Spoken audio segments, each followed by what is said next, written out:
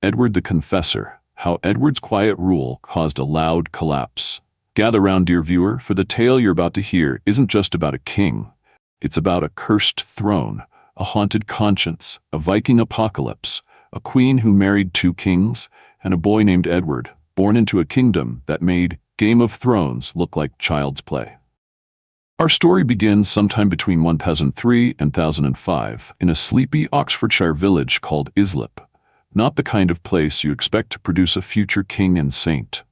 But young Edward, later dubbed the Confessor, though he did far more enduring than confessing, was not born into peace but chaos. His father, King Æthelred II, known far and wide as Æthelred the Unready, which sounds like he forgot his trousers before a battle, but really means ill-advised. And oh, was he? He became king at just 12 years old, not because it was his time, but because his half-brother, King Edward the Martyr, was conveniently murdered in 978 while visiting his stepmother's estate. The wine was barely poured before the daggers came out. It was a royal whodunit, but everyone had a strong guess. Factions loyal to Æthelred's mother may have been behind it. The poor boy was even said to have been stabbed while drinking from a horn, a dramatic exit if ever there was one. Now, Æthelred's mother, Queen Æthelred, may or may not have had Netflix-worthy ambitions for her boy, but the crown fell on Æthelred's head like a lead helmet, and it would never quite sit right. Initially, Æthelred's reign was a calm Norman breeze, but by 991, the seas turned black with Viking sails. The infamous Olaf Tryggvason, a Norwegian warlord with 93 ships and zero chill, landed at Malden and absolutely wrecked Æthelred's noblemen. Picture the English defenders trying to hold back a tidal wave of steel and fury and then sinking beneath it. Instead of retaliating with strength, Æthelred paid the Vikings off, repeatedly. Enter the Danegeld, the world's most ill-advised subscription service. You pillage, we pay. It made him look weak, but what's a king to do when all his best knights are dead and his sword arm is trembling? Worse, Æthelred believed his kingdom was cursed. No, seriously. He thought God himself was punishing him. Why? Because he'd committed the ultimate medieval sin, messing with the church. Early in his reign, he sold the abbacy of Abingdon Abbey to the brother of one of his corrupt lords, Ælfric of Hampshire, a man whose moral compass pointed anywhere but north. After years of misrule and disasters, Æthelred decided it was divine payback and tried to make amends by repenting hard. Cue a dramatic midlife religious crisis, fasting, praying, and donating to monasteries like he was trying to earn God's 5-star rating. In a bold move to stop the Viking flood, Æthelred married Emma of Normandy in 1002, a Norman princess with Viking Danish roots whose father was Richard I, Count of Rouen. She was beautiful, ambitious, and from the same region where a suspicious number of Viking ships kept dropping anchor. But just months after the wedding, Æthelred received terrifying news. A Danish plot to overthrow him was bubbling under his own nose. His response? The St. Brice's Day massacre, one of the most infamous royal overreactions in history. On November 13, 1002, he ordered the slaughter of every Dane in England. Blood flowed in the streets, including in Oxford, where Danish families were burned alive in churches. Imagine the dinner conversations in the royal palace that week. Emma, a woman of Danish blood herself, must have been stunned.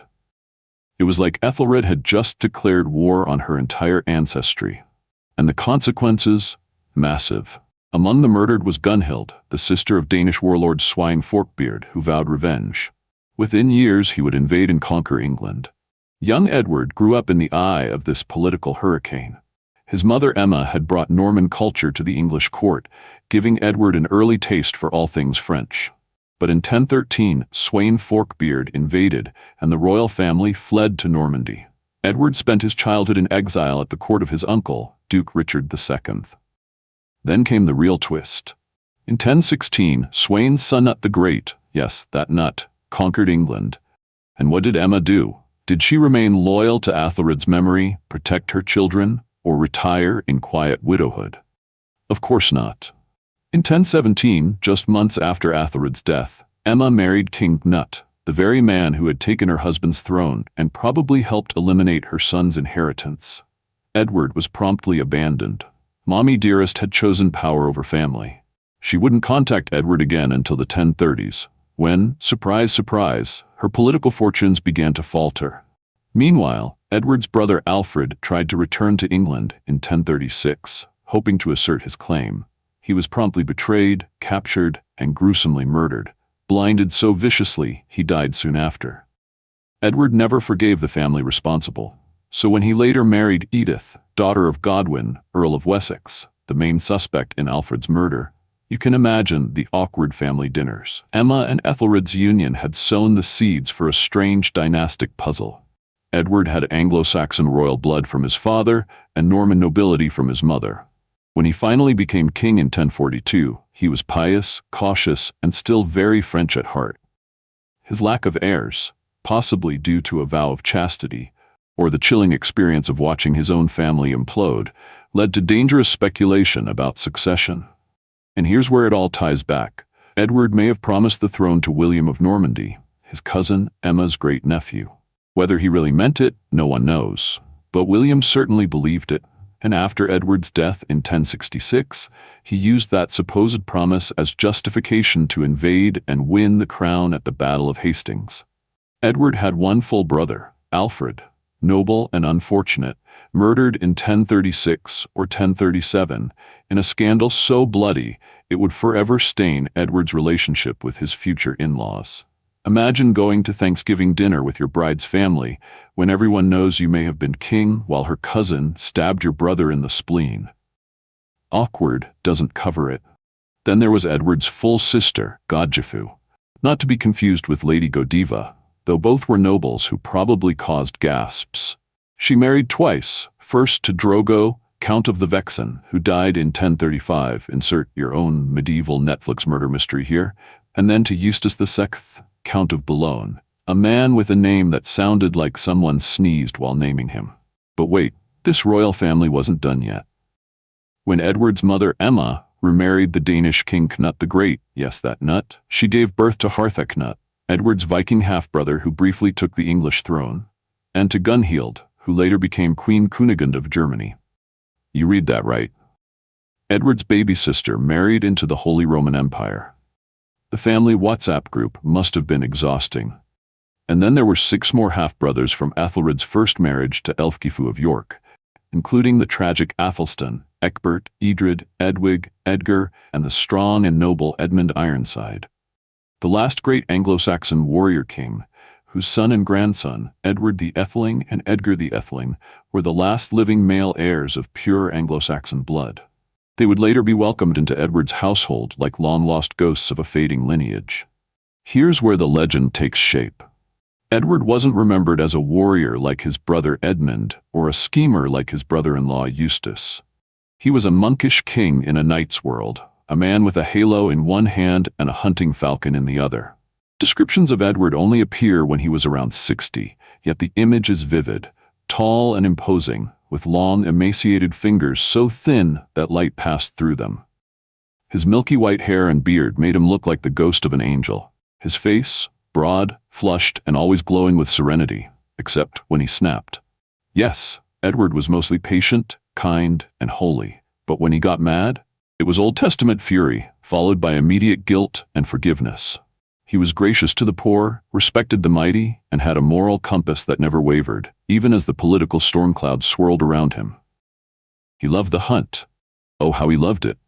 Even in his later years, Edward offloaded duties of state to his kinsmen, just to ride through the English forests with falcons on his arm, chasing deer like some medieval action hero in a cassock. And while he wasn't a huge reader, he collected holy relics like a 9th century Pokemon trainer, and welcomed learned men from abroad, especially monks whose piety and discipline matched his own yearning for a godly realm.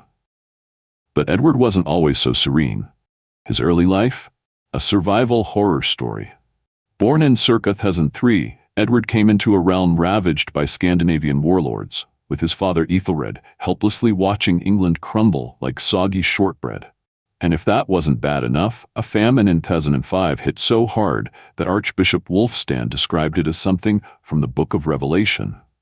People genuinely believed Satan had been unleashed from his chains exactly 1,000 years after the death of Christ. It was that bad. Æthelred, in an unhinged moment of divine panic, gouged out the eyes of his own thans, Wulfa and Ufagiet, and confiscated lands like a medieval toddler throwing a tantrum.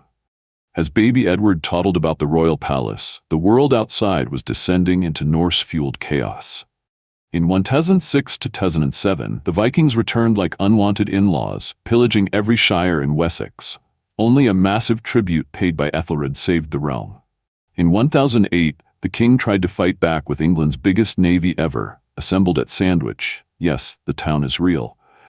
But by 1009, Jarl Thorkel arrived with Danes, Swedes, and Norwegians, tearing through Canterbury, Berkshire, and Hampshire like a Nordic tornado. And the tragedies kept mounting. Edward's half-brothers Gebert, 1006, and Edgar, 1008, died, and in 1011, Archbishop Ulfhea was murdered in a drunken frenzy by Thorkel's men because he refused to be ransomed. By then, Æthelred had created the Herregeld, a tax that turned England into a vassal state of the Vikings, paying for their own invaders' protection.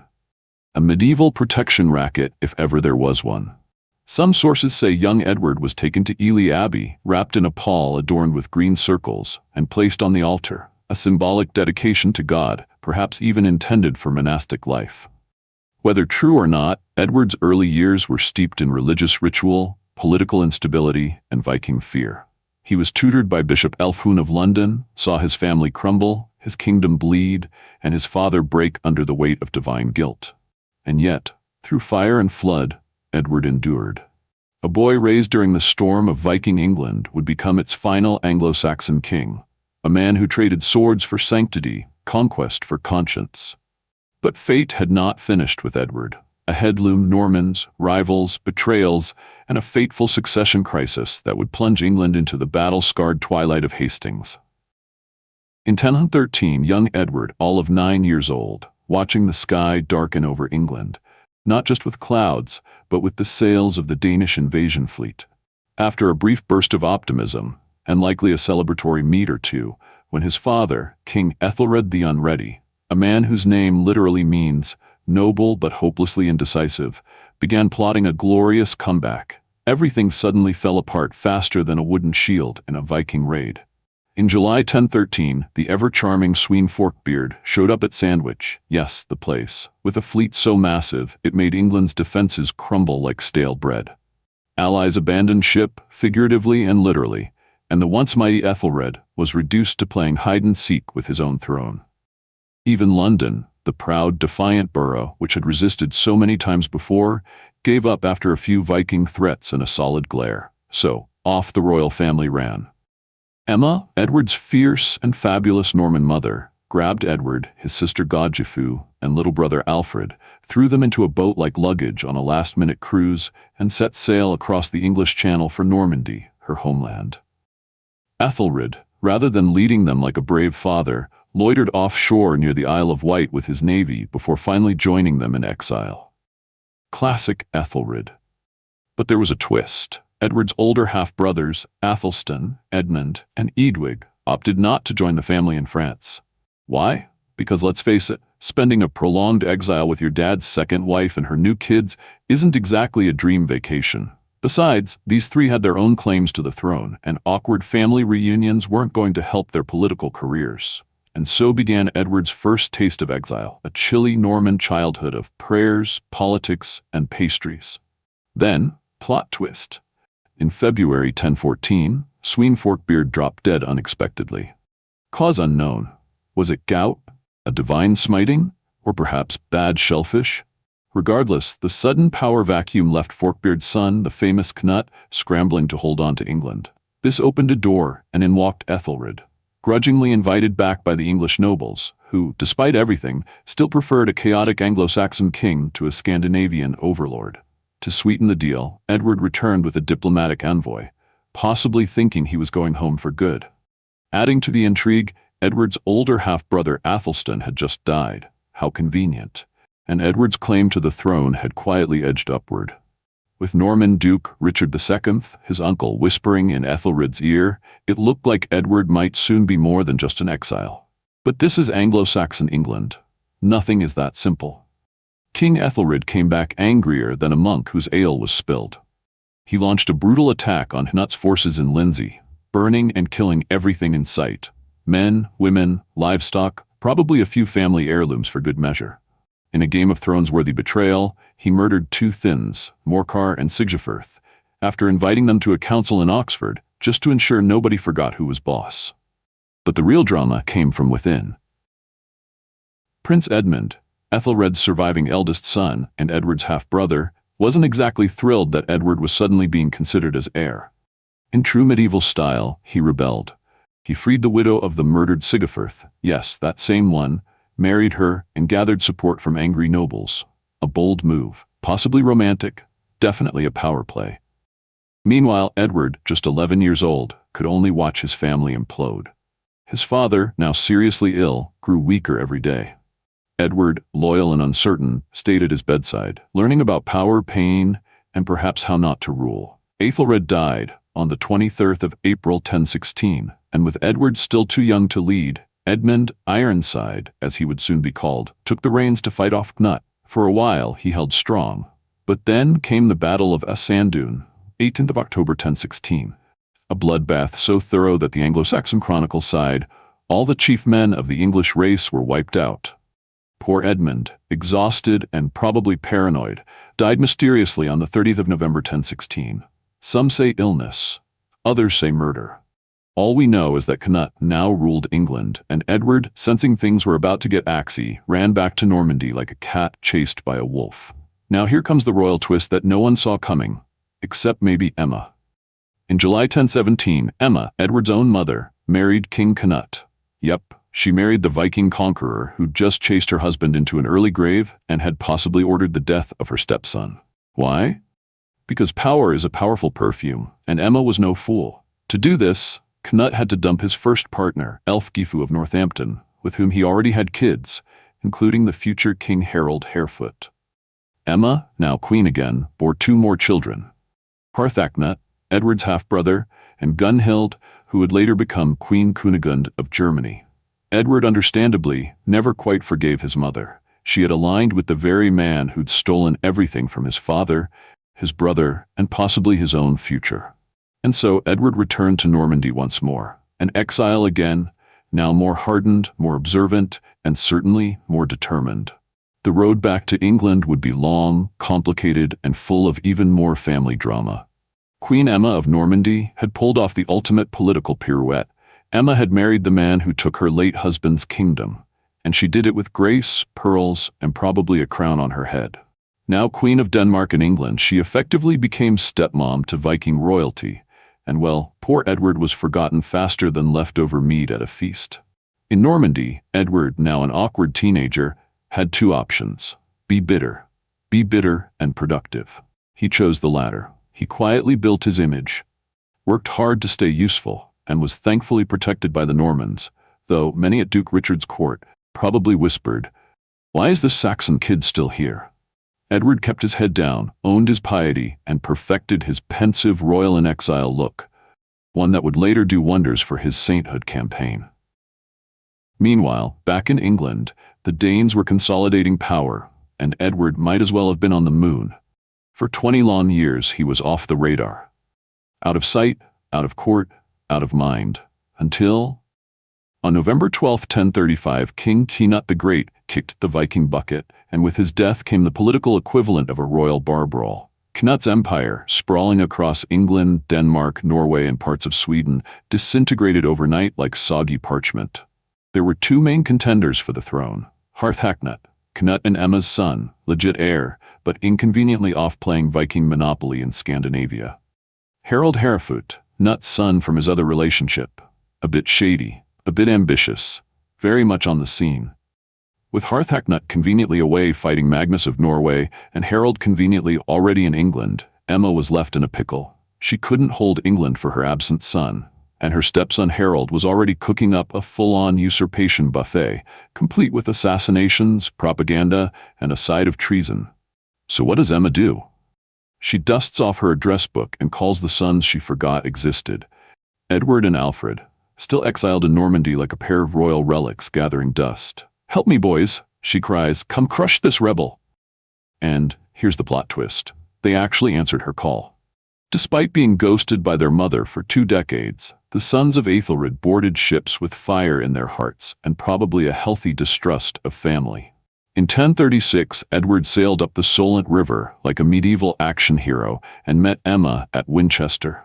Together, they smashed some of Harold's supporters near Southampton, Edward's first major victory in England. But fate was less kind to his brother. Alfred, Edward's younger, bolder, and perhaps more trusting brother, took a different route and landed near Guildford.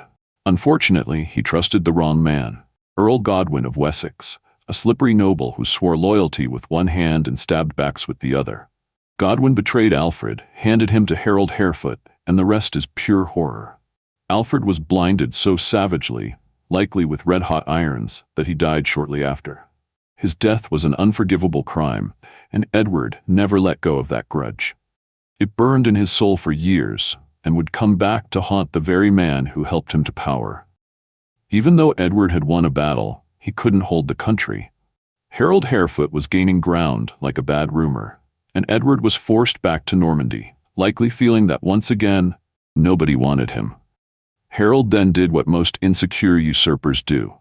He kicked Emma out of England in 1038, sending her to Bruges, Belgium, to sip watered-down wine and wait for her real son, Harthacnut, to come fix everything. Harthacnut finally showed up in 1040, looking like a proper Viking prince with just 10 ships. Not exactly an army, but by the time he'd gathered 60 ships, he heard the most fortunate news of the year. Harold Harefoot had died. Just like that, on March 17, 1040, the usurper was gone. No epic battle, no vengeance. Probably just a very surprised look on his face. Harthacnut returned to England unopposed, became king, and in an act of brotherly bonding, invited Edward back to share power. Edward, the quiet exile, was now co-ruler of England. But Edward's real break came in June 1042, when Harthacnut, childless, unpredictable, and fond of drunken fits, dropped dead at a wedding. How poetic. On April 3, 1043, Edward was crowned King of England, age 38. The kicker? He owed his crown partly to the man who killed his brother, Earl Godwin of Wessex. Oh, the delicious irony. One of Edward's first acts as king was personal. He'd forgiven a lot, but not everything. In November 1043, he rode to Winchester with his top nobles, including the very guilty-looking Godwin, and stripped Emma of her estates. That's right, Mummy lost her property. Her allies, like the ever-scheming Bishop Stigand, were sacked, and she was politely shoved out of political life.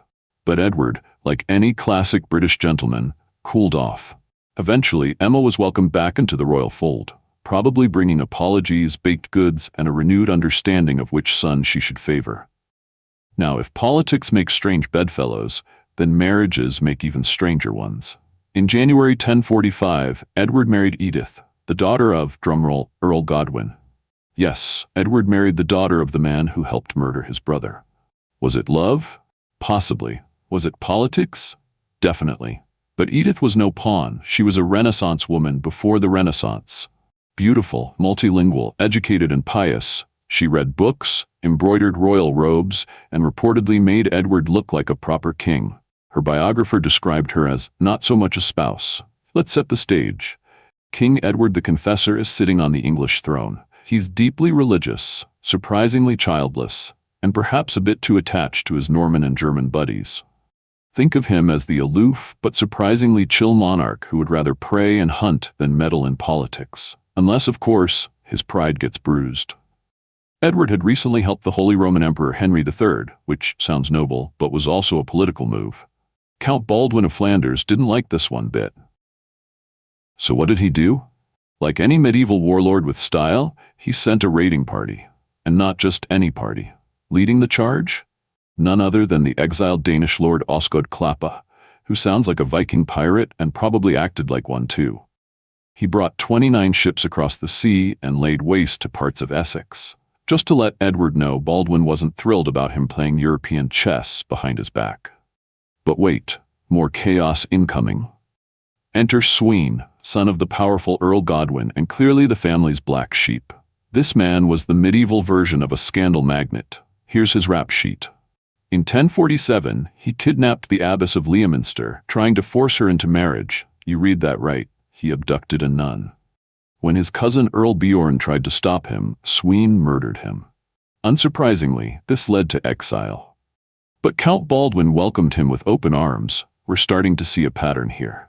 So now we've got two raids from Flanders, one by Osgod Kloppa and another by Sween. England was beginning to look less like a kingdom and more like a chaotic medieval nightclub with no bouncer. After several years of madness, 1050 gave England a breather. Edward, probably exhausted and ready for some monastic silence, decommissioned 9 of the 14 ships he'd hired to defend the realm. He also pardoned Sween. Yes, the same guy who kidnapped a nun and killed his cousin, at the request of his wife, Queen Edith, who was, conveniently, Swine's sister. So you see, family meant everything, even if your brother was a medieval menace. But as things calmed, Edward had a new concern. He had no heir. He started thinking about his legacy, and some Norman sources, written after 1066, so handle with caution, claim that Edward sent Robert of Jumièges, his Norman buddy, to William of Normandy, yes, that William, to talk about succession. According to these sources, Edward promised William the throne. Now, whether that's truth or Norman propaganda, well, that's a mystery for another day. But William certainly believed it. Now, enter the main event. Edward versus the Godwins. Edward was growing tired of the Godwin family running the country like their personal fiefdom. So, in 1051, he appointed Robert of Jumièges as Archbishop of Canterbury, bypassing any English candidates. This Norman bishop immediately accused Earl Godwin of stealing church lands. But things really exploded in September when Eustace of Boulogne, Edward's brother-in-law, paid a visit to England. He and his men had a scuffle in Dover with the locals, very likely started by Eustace's own crew. When Edward ordered Godwin, Earl of Wessex and Lord of the region, to punish the townsfolk, Godwin refused.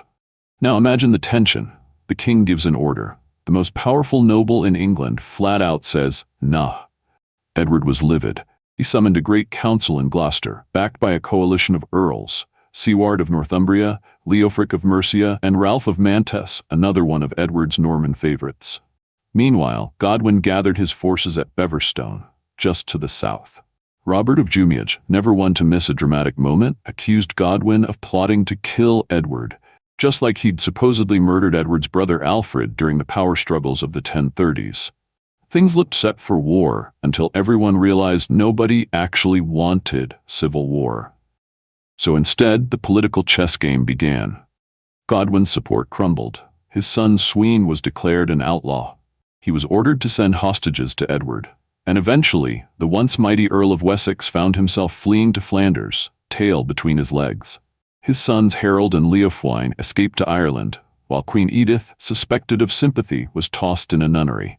Edward redistributed the Godwin lands to loyal supporters and put the coasts on high alert, expecting revenge.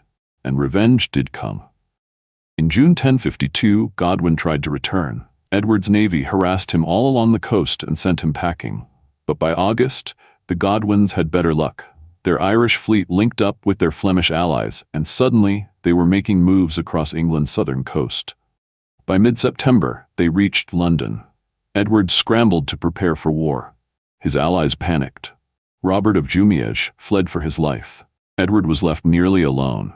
On September 15th, Edward finally blinked. He agreed to meet with Godwin outside of London. Godwin declared his innocence. Edward, with few options left, restored the Godwins, brought Queen Edith back to court, and watched his Norman favorites flee. It was a humiliating climb down. But Edward would get the last laugh. Sort of. Godwin died unexpectedly in 1053 during a royal feast, possibly while choking on a piece of bread. His son Harold stepped up as Earl of Wessex, the most powerful man in England. Then things just got better and better for the Godwins. Tostig, Edith's brother, became Earl of Northumbria in 1055. Gurth was given East Anglia after the Mercian heir Elfgar was booted out. When Ralph of Mantes died in 1057, Harold inherited Hereford. Leofwine, another Godwin son, got lands in the southeast. By 1057, the Godwins controlled everything except Mercia, and Edward, shockingly, seemed content. With the Godwins holding the realm together, he retired from military life, preferring to hunt, pray, and chill. Oh, and in 1054, Edward sent Siward to Scotland to beat up Macbeth. Yes, that Macbeth. Installing Malcolm Canmore, who would later become a key player in both Scottish and English history. What started as raids, exiles, and a royal tantrum evolved into a full-blown national power shift. The Godwins were now de facto rulers, and Edward was reduced to a symbolic king with a hunting hobby. But all this success would come at a price, because in just over a decade, Edward's lack of an heir would bring about the most famous invasion in English history. 1066, and a little-known duke named William would come to collect on a promise he believed was made back in those chaotic days of 1051. Out a good mother, which is either very sweet or very awkward. She designed Edward's image, fine robes stitched with gold, gem-studded walking sticks, jeweled saddles, and Spanish carpets for his throne room. She turned the once-ignored exile into a king of magnificence. With his power now secure, Edward began the one building project he cared most about, the reconstruction of St. Peter's Abbey at Westminster, a place that would define his legacy and later become the coronation site of English monarchs. Yet ruling was never simple. Though Edward was now king, his court was still crawling with Scandinavian nobles, relics from Snut's reign. He had to balance old loyalties and new ambitions, win over men like Siward of Northumbria, and try to forgive but not forget men like Godwin. In 1053, Edward the Confessor, a pious, faced one of his biggest annoyances. Rhys ap Rhydderch, a Welsh prince with the annoying habit of raiding across the border into Hereford like it was his backyard barbecue. Edward, not one for marching into the mud himself, sent assassins instead. Rhys's fate? Swift, brutal, and very medieval. His severed head was gift-wrapped and delivered to court like a macabre Amazon Prime package. The moral of the story? Don't mess with Edward unless you like your head detached from your opinions. In 1055, another Welsh warlord, Gruffydd ap Llywelyn, tried his luck. A bold, charismatic prince, he snatched up English-held lands with the enthusiasm of a toddler grabbing candy. Edward called on his two favorite in-laws, Harold, the future would-be king, and Tostig, the future definitely not king. After a clumsy 1062 campaign that nearly caught Gruffydd at Rhuddlan, keyword nearly, the brothers came back with a vengeance in 1063. Harold sailed with a fleet from Bristol, while Tostig hit from the north, like a medieval pincer move with extra blood and fewer maps. The Welsh noble houses gave up faster than a soldier without a sword, and Gruffydd, murdered by his own men. Once again, a disembodied head found its way to Edward, who probably had a special cupboard by now. Edward's system was genius in its own way. Get ambitious earls to do the dirty work and take credit for the peace. It worked, until 1065. That year, the harmony broke like a lute string during a drunken jig. Tostig, who'd been ruling Northumbria like a Viking overlord with a hangover, harsh taxes, cruel justice, and less popularity than a leper in a soup kitchen, was finally overthrown in a rebellion led by Edwin and Morcar of Mercia, two power-hungry brothers with an axe to grind and armies to back it up. Edward ordered Harold to support Tostig and crush the rebellion. But Harold, now the kingdom's golden boy, pulled a reverse Uno card. No, he sided with the rebels. Edward was devastated, not just politically betrayed, but personally. He adored Tostig, even calling their bond amour, a term so affectionate it makes bromance look like casual acquaintance. Faced with a tidal wave of aristocratic pressure, Edward had no choice but to exile his beloved Tostig to Flanders. The betrayal and heartbreak may well have broken the king's spirit. His health began to fail soon after. Long before things fell apart at home, Edward had been worried about one small issue. He had no heir. His marriage to Edith, though politically convenient, had produced no children, possibly because he saw his wife more as a symbol of Godwin alliance than a source of dynastic continuity. In a desperate 1054 mission, he sent Bishop Æthelred to find a long-lost royal nephew, Edward the Exile, son of his half-brother Edmund Ironside. Living comfortably in Hungary, yes, Hungary, the exile had married a noblewoman, Agatha, and had 3 children, including Edgar Ætheling, a baby with a name harder to spell than to crown. Tragically, when Edward the Exile arrived in England in 1057, he died suddenly, because, this is medieval politics, and nothing ever goes to plan. The question of succession remained as wide open as the English Channel. In 1065, just as Tostig was being kicked out, Harold made a curious trip across the sea to Normandy, where he was hosted, read detained, by Guy of Ponthieu before being handed over to William, Duke of Normandy. According to Norman propaganda, sources, Harold joined William on a jolly campaign in Brittany, then swore a solemn oath to support William's claim to the English throne. Harold, they say, even gave him hostages to seal the deal. Sounds official, right? But hold on. English sources suggest this whole "I promise you the crown" thing might be a Norman fantasy, a clever rewrite of what was perhaps a promise to marry into the family or a drunken game of charades gone too far. Either way, when Edward started dying in December 1065, he hadn't left a clear will. He was too busy being attended to by Edith, muttering about evil men and satanic agents, reminiscing about tree dreams, yes, literal trees, and generally dissolving into fevered mysticism. On his deathbed, surrounded by Harold, Edith, Robert Fitzweemark, and Stigand, Edward named Harold as his successor. Edward died peacefully, if not painlessly, and the next day was buried in his magnum opus, Westminster Abbey, as the bells rang and monks chanted. Barely had the dust from his shroud settled, than Harold dashed off to crown himself king. A speed that would have made Usain Bolt proud, and William of Normandy absolutely livid. In the years after his death, tales of miraculous healings spread like wildflowers in a monk's dream. A girl cured of swollen glands, a man spared a plague. These accounts sparked the beginnings of a cult around Edward. First attempts to canonize him flopped, but by 1161, under King Henry II, and thanks to glowing reports, read medieval PR campaigns, by Osbert de Clare and others, Edward was officially sainted as Saint Edward the Confessor. His fanboy, King Henry III, even rebuilt Westminster Abbey in his honor and named his son Edward, starting a whole royal name trend that never really ended. Edward the Confessor, born into famine and chaos, outlived every one of his half-brothers, most of his enemies, and even his own expectations. He ruled over a rare period of peace, largely by letting his generals kill his enemies for him and stepping in only when it was absolutely necessary or someone's head arrived in a box. His biggest success? Possibly doing very little and doing it well. His biggest mistake? Trusting family. And so as the drums of 1066 began to beat louder, the Confessor's reign faded like the last warm light before a storm. The Normans were coming. And this time,